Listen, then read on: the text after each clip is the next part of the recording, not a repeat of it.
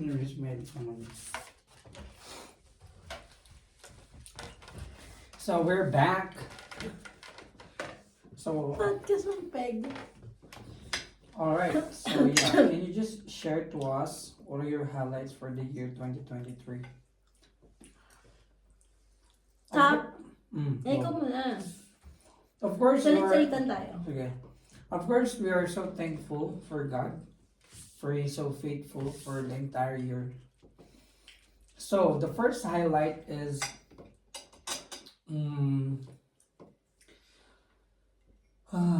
kinakabahan ako. Yung pagdating mo dito sa Kazakhstan, that it's really impossible for me to think about that. Because first of all, financially, parang hindi pasok yung ipapamasahe mo papunta dito. And if I'm going to just look back dun sa pera na meron ako that time, parang wala Lord, parang di ba parang saan ako kukuha ng ganun.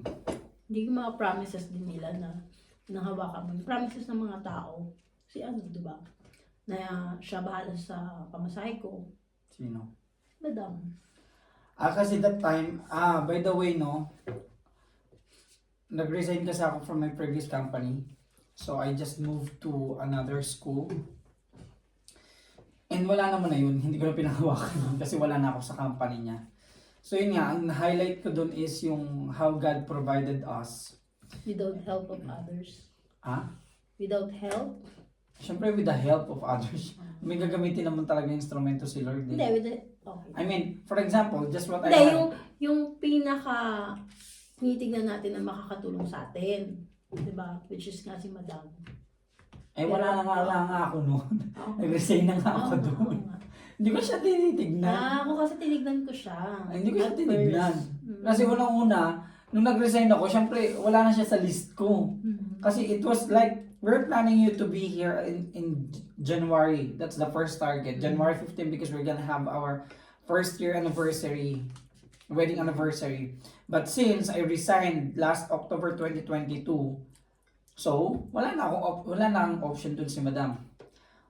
But during that time, like nakapasok ako sa Tamos November, December, January.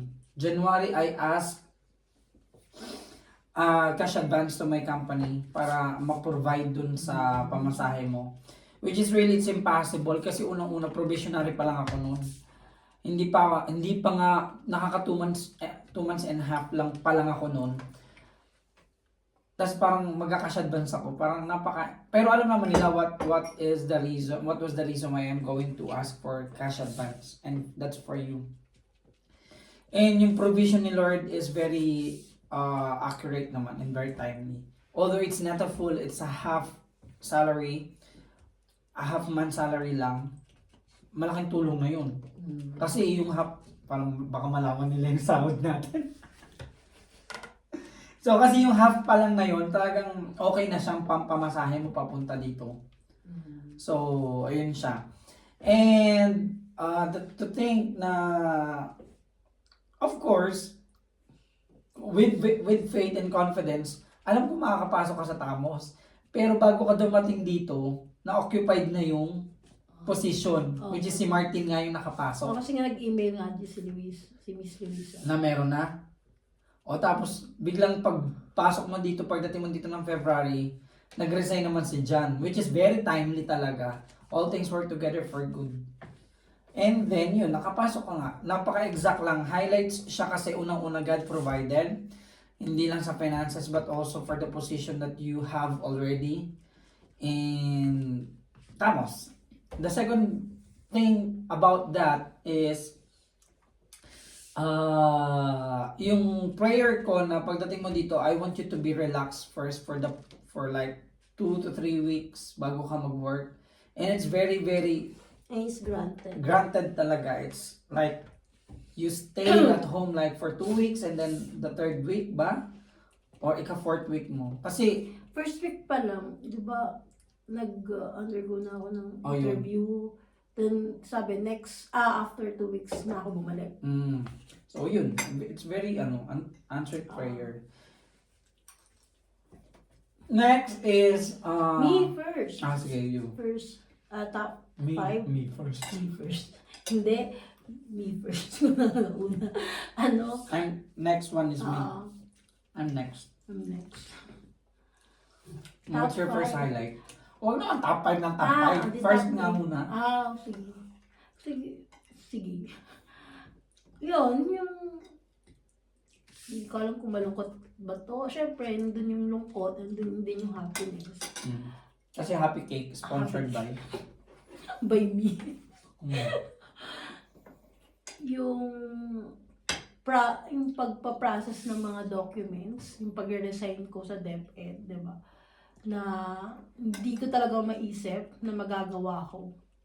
Siyempre, andun yung comfort zone mo nasanay ka ng halos isang dekade. Tapos yung mga kasama mo pa, di ba? Sobrang ang Thunders hirap. na. Ay, Joke lang po. Habang tatagal din na ibig kong sabihin. oo nga, yun nga. Mga seasonal na nga kami kasi nga 1 decade na nga, di ba? So, tapos yung mga estudyante mo na talagang alam mo na mamimiss mo din yung routine. Ano na, pag-isip mo, alam mo na gagawin mo kasi nasanay ka ng gawin yun. Tapos biglang, all of the sudden, biglang magbabago. So yun na, ang daming proseso na ginawa. Siya hindi ganun kadaling mag-resign and magpasa ng mga ganong documents. Pero, pero niwala talaga ako na kung kalooban talaga ni God, if it's God's will, God will help you. And okay yung mga, okay yung daloy na. Yung daloy ng Proseso. yung proseso ng pagpasa ko ng mga documents na yun. Then yun. Kahit ang dami-dami nag-overthink na nga ako na, baka ganito, ganyan, ganito.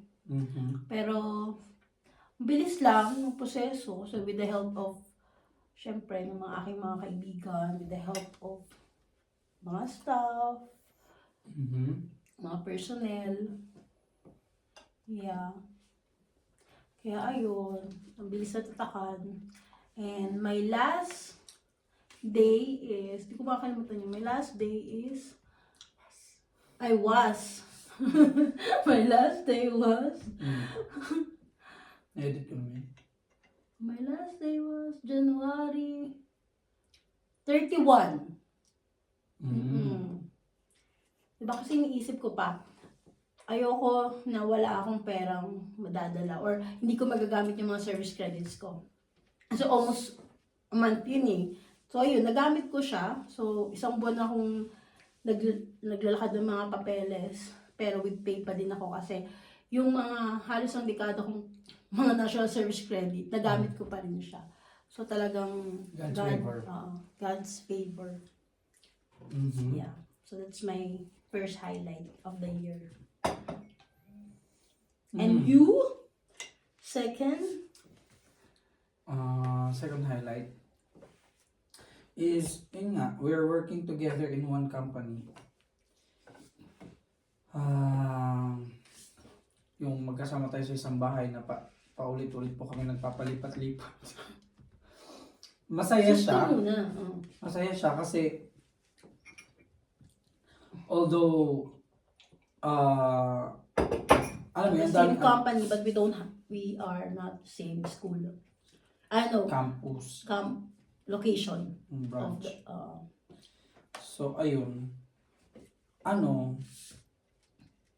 Second highlight ko is about work talaga Kasi yung challenge na encounter ko when I had the first year dito sa school namin is very hard. It's not easy. It's difficult. Like I really want to quit na talaga, especially handling the teens. It's really teams. Yeah, the grade 7 and the grade 12 to 13, 14, ang mga ganyang ages. Ang hirap.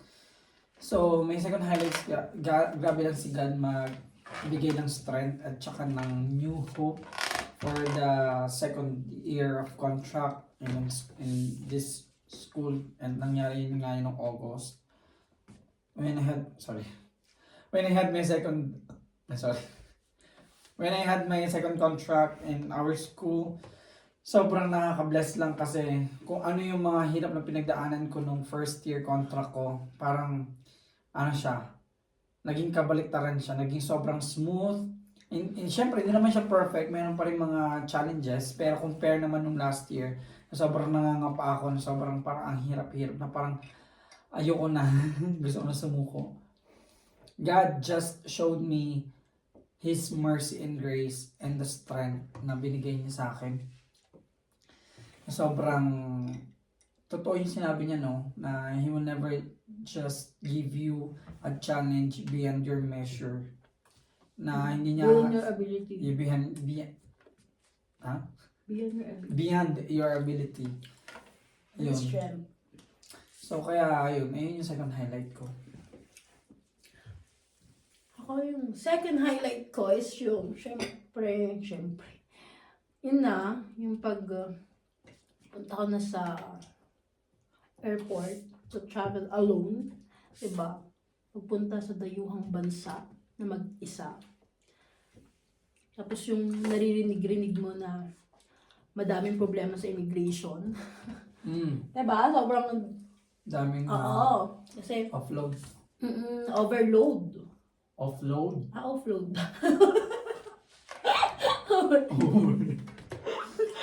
Mga term ko.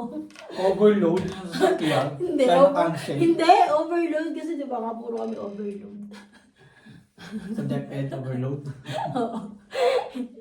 Upload pala. Na-upload. Kasi nga, hindi ko alam kung ano na yung mga ibang reasons nila. Pero napalabas na nga yun, di ba, sa TV. Ang daming hinihingi ng immigration officer. Ayan. So, pero pinanghawakan ko talaga yung promise ni God na ano eh. Tapos yung confirmation sa church, I forgot the sounds. I forgot the worship song. He will go. I'll go when you stay as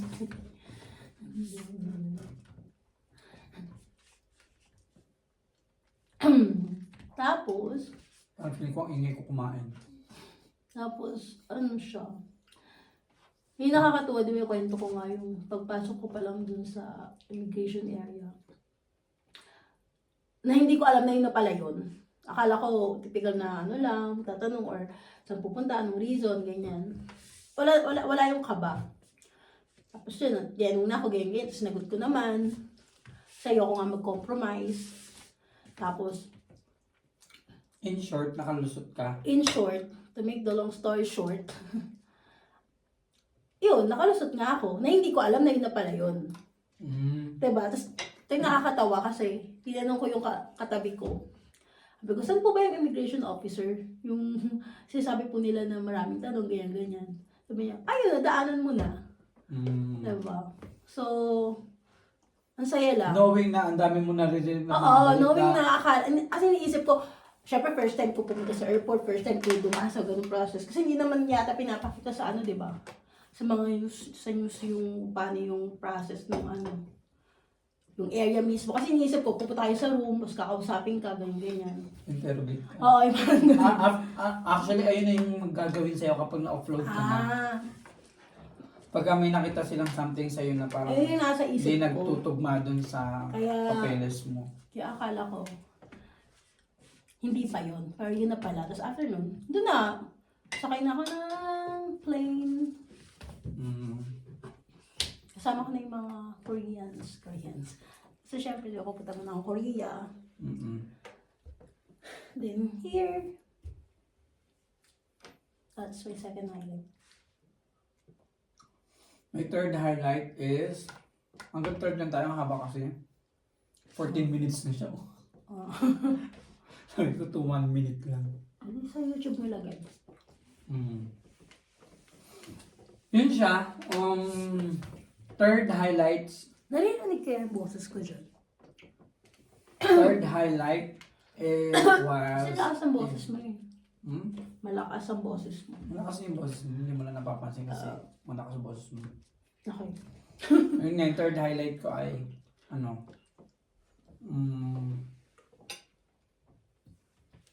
God protected us in our health din talaga.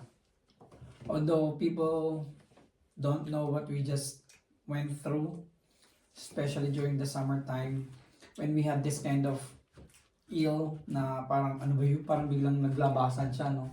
Tapos lagi tayo bumabalik-balik sa church, sa Interteach. sa hospital, sa clinic. Hindi nila alam yung interteach. Okay. Sa clinic, Hospital. sa hospital, ulit-ulit. Ano na siya clinic? Hindi hospital.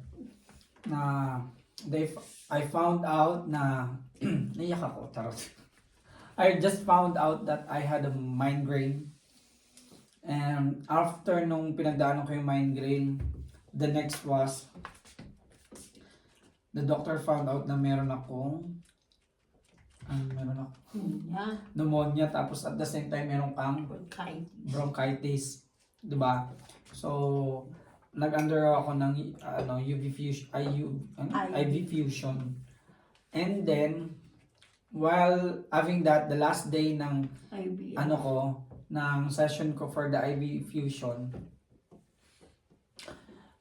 pag-uwi ko ng bahay, kasi kumain ako sa isang karinderya, pag-uwi ko ng bahay, ang sakit na ng tiyan ko, tapos nagsususukan na ako.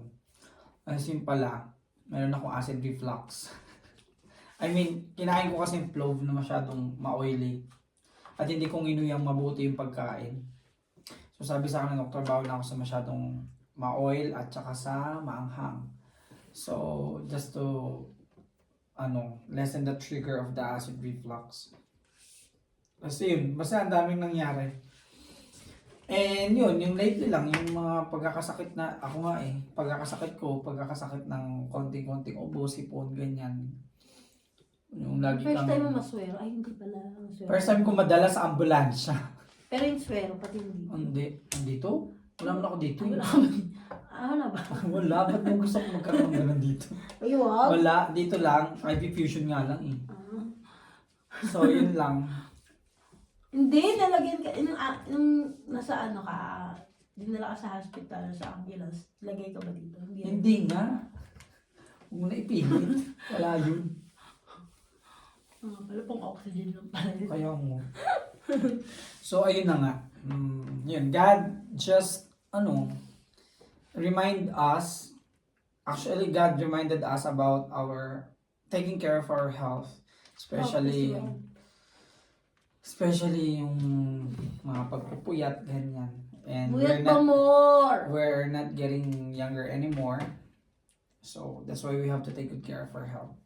I think that's gonna be the highlight. The third highlight. And what's your third and last highlight?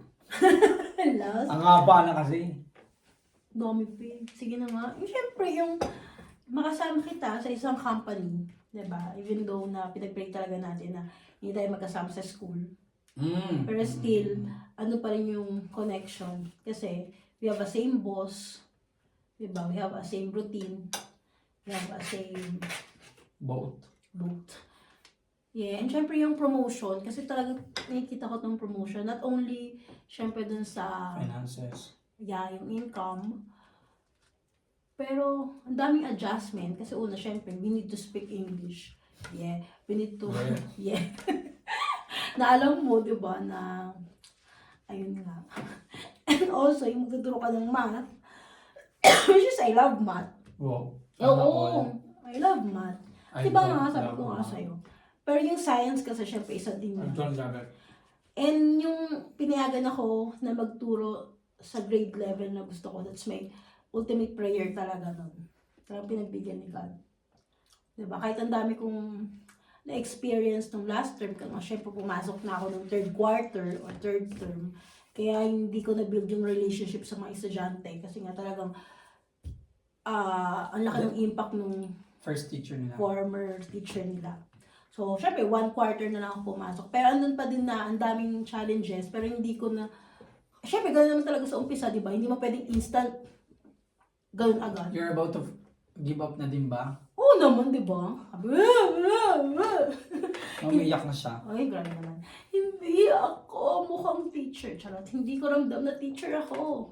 Nai-miss ko yung pagpasok sa classroom, yung tatay yung mga estudyante.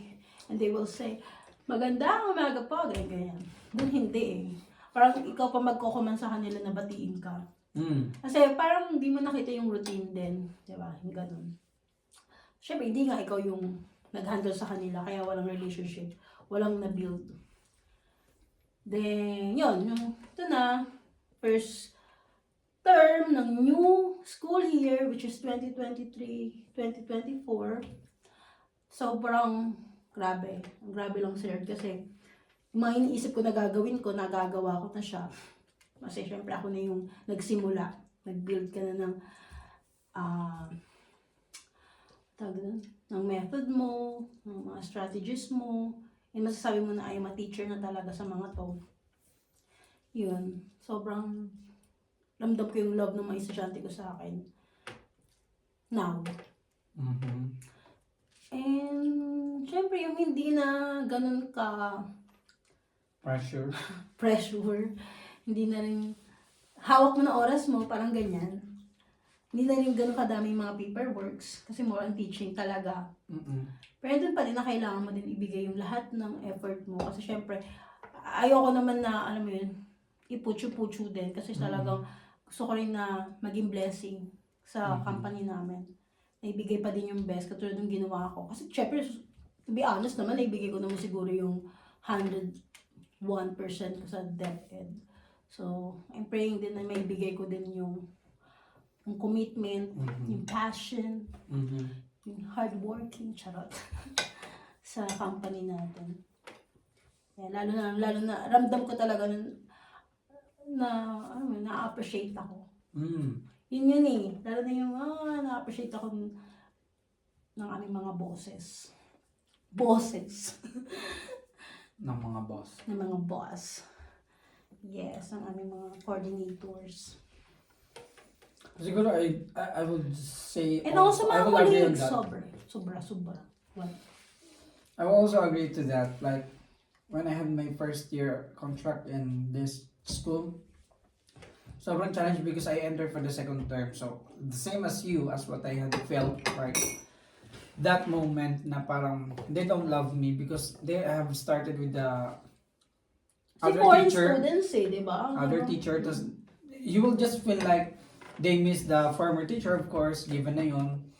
And parang mas gusto nila yung dating teacher, ganyan. Pero yung second contract ko na, sobrang na-feel ko na din ang pagiging teacher ko na din at the same time kasi nagawa ko na din yung mga strategies and methods na gusto ko. Yung andali nilang pasunurin.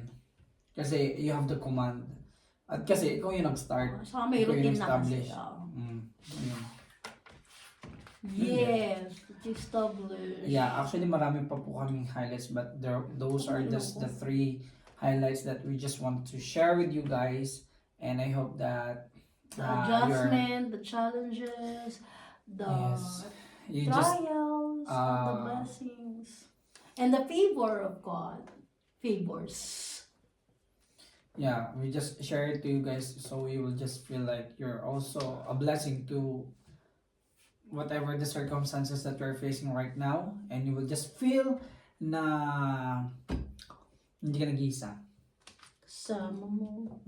So, I hope na na-bless kayo and I hope na nag-enjoy kayo as you watch this video. Alright, mga ka-trip, thank you so much for watching. Always remember, be happy. God bless you, mga ka-trip. Ay, dapat pala may challenge din tayo sa kanila. I-edit ko na to. So, kayo mga ka-trip, what are your highlights for the year 2023? If you want to share something about that, you can just comment down and share with us. Alright?